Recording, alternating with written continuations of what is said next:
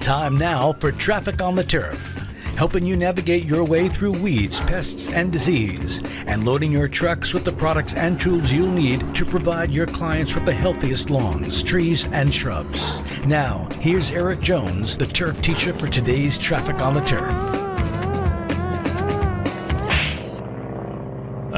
Ladies and gentlemen, welcome to Traffic on the Turf here only on Turf Sub Radio, your industry, your station. Please join me every weekday morning on Turf Sub Radio from 7 to 8 a.m. in the mornings. Now, every time I do Traffic on the Turf or every time I do a webinar, seminar, people are like, Eric, we have warm season grasses, or we're in the transition zone. We're in the transition zone too, but 95% of our customers are, cool season clients. They have cool season grasses, and so they're like, give us some information on the warm season grasses. So I do want to talk a little bit about Zoysia Grass this morning.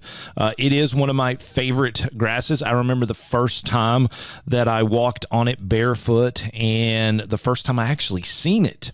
It was at the Landscape Architects, ASLA, American Society of Landscape Architects, national convention that they had back in Los Angeles in 1996. That was just my first real experience with Zoysia Grass. We were touring some parks, and we actually got to see it. And our professor, I was a senior in the landscape architecture program, so we traveled out there to the convention, and we walked around a lot of the state parks and everything, and we were down at the beach, and they were showing us the Zoysia grass that they planted there. So I kind of fell in love with it back then with it. But this time of year with our Zoysia grass, you would want to apply a half a pound to 1 pound of nitrogen per 1,000 square feet here in late July or late June through early July. So I think we could possibly do it right now. And then you're going to repeat it again in mid-August. With watering your Zoysia grass, you need to understand that Zoysia needs at least a half inch to 1 inch of water per week. And if you're not getting enough rain out there, you need to have supplemental irrigation. A dark bluish gray appearance, a footprinting of your turf, or wilted or folded or even curled up leaves will indicate that it's time to throw some moisture to your Zoysia grass. So irrigate the soil to a depth of 4 to 6 inches. This can be determined by probing the soil with a screwdriver or similar tool. On sandy soils, which we probably have here in North Carolina towards the coast, more so than the clays that we have here with our Zoysia, the Zoysia grass may require up to half an inch of water every third day. We're not going to have to do that here in the foothills, but definitely along the coast.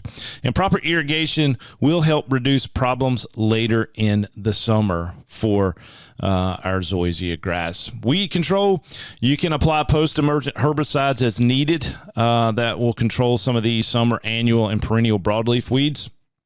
Do not apply these post-emergent weed controls unless weeds are present and that the grass is actively growing, and if your turf is not suffering from any drought issues. Crabgrass species, goosegrass, Dallas grass, your nut sedges, and your annual sedges and sandbur can be controlled with these post-emergent herbicides. However, 2 or 3 applications will be necessary for satisfactory control. With our insects, preventative treatments for these white grubs can occur in June when the adults are flying and starting to lay them eggs. Your curative treatments for white grubs are applied after the larvae have hatched from the egg stage, and the best time to do this, of course, is when the grubs are actively feeding near the soil surface, usually within 24 hours after we get a rainstorm. You go to vertically mow either in June or July for your Zoysia grass to help with the thatch removal. So I hope that helps with some of you out there that has asked for some what do you call it? Warm season grass information. Guys, this is the Turf Teacher here on Turf's Up Radio. Now that today's traffic has been cleared up, you're free to stay ahead of your competition.